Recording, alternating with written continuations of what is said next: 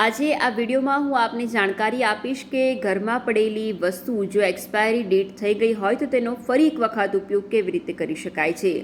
જી હા, એક્સપાયરી થયેલી વસ્તુઓને પણ ફરી એક વખત કોઈના કોઈ કામમાં ઉપયોગ કરી શકાય છે।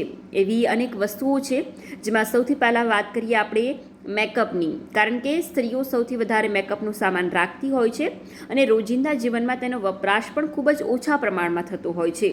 સમય જતાં આ મેકઅપની વસ્તુઓની એક્સપાયરી ડેટ આવી જતી હોય છે, ત્યારે મહિલાઓને સૌથી વધારે દુઃખ થાય છે કે ઘણા પૈસા આપીને આ વસ્તુઓ ખરીદવામાં આવી છે।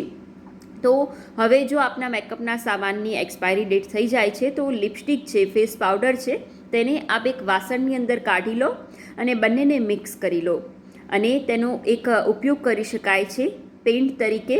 આ લિપસ્ટિક અને પાવડરને મિક્સ કરીને એક ઘટ્ટ પદાર્થ બને છે, જેને તમે પેઇન્ટ તરીકે યુઝ કરી શકો છો। બીજી વસ્તુ છે ચા। જો તમારા ઘરમાં ચા પત્તી આમ તો એક્સપાયર નથી થતી હોતી, પરંતુ હા, ઓછો યુઝ થતો હોય તો કદાચ એક્સપાયર થવાની શક્યતા રહેતી હોય છે, અને જો આ ચા પત્તી એક્સપાયર થઈ હોય તો તમે તેને પાણીમાં નાખીને ઉકાળીને તેનાથી ચાંદીના વાસણો સાફ કરી શકો છો।